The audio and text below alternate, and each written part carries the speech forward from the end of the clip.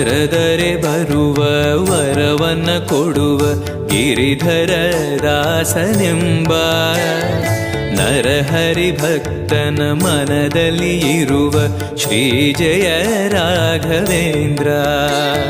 ಕರೆದರೆ ಬರುವ ವರವನ ಕೊಡುವ ಗಿರಿಧರ ದಾಸನೆಂಬ ನರಹರಿ ಭಕ್ತನ ಮನದಲ್ಲಿ ಇರುವ ಶ್ರೀ ಜಯ ರಾಘವೇಂದ್ರ.